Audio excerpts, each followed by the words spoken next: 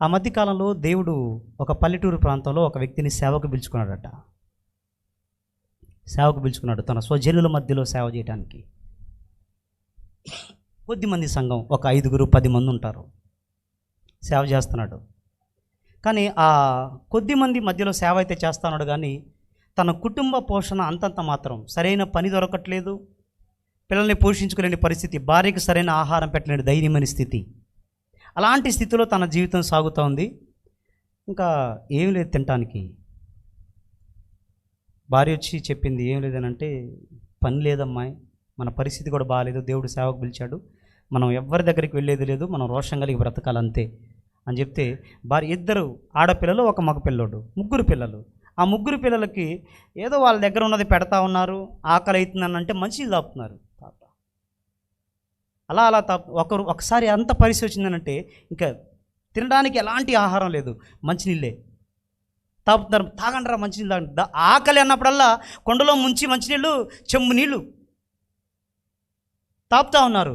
పాపం 2 ఆడపిల్లలు కొంచెం పెద్దోళ్ళు, వాళ్ళు కొంచెం తమాయించుకోగలిగారు. కానీ ఈ మగపిల్లడు కొంచెం చిన్నోడు, 2 రోజులైంది అప్పటికి ఆహారం లేక. 2 రోజులైంది.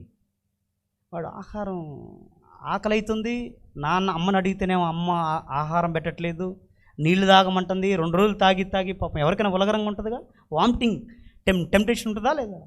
ఉంటుంది. అలాగా అయిపోతున్నాడు. ఇంట్లో ఉండలేక బజార్లో రోడ్డు మీదకి వచ్చాడు. రోడ్డు మీదకి వచ్చి ఎదురింట్లో పిల్లలు ఆ బజార్లో వాళ్ళు ఆడుకుంటూ ఉన్నారు. ఆ పిల్లలు ప్లేట్లో అన్నం వేసుకొని వచ్చి మిట్ల మీద కూర్చొని తింటున్నారు. తింటా ఉంటే వీడు తలుపు దగ్గర నిలబడి చూస్తూ ఉన్నాడు. అన్నంకెళ్ళే చూస్తున్నాడు.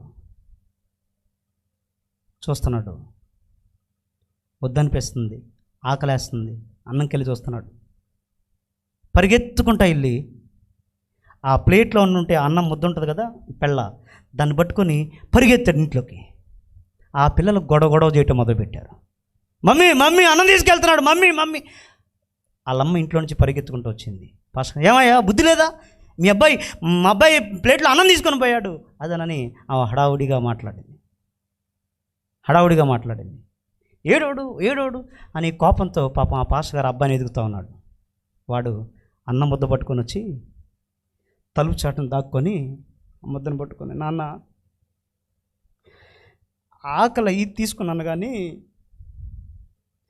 తినలేదు నాన్న, నేను తినలేదు నాన్న, ఆకలి ఇది తీసుకున్నా నాన్న అని అన్నం ముద్ద దైవజనుడి చేతిలో పెట్టి, ఆ అన్నం ముద్ద తీసుకొని వెళ్ళి దైవజనుడు ప్లేట్లో పెట్టాడు. ఆ బిడ్డని కొట్టలేక వండి గుండెలకు హత్తుకొని, నీతి గలడురా, పులి కడుపున పులే పుట్టిద్ది అన్నట్టుగా, ఏసు రక్తమందు కడుపున నా కడుపున నీతిమంతుడుగా పుట్టేవరా అని చెప్పేసి ఆ బిడ్డను గట్టిగా హత్తుకొని ఆ దైవజనుడు ఏడ్చాడు. తెలుసా దైవజనుల జీవితాల్లో ఇలాంటి పరిస్థితులు ఉంటాయని?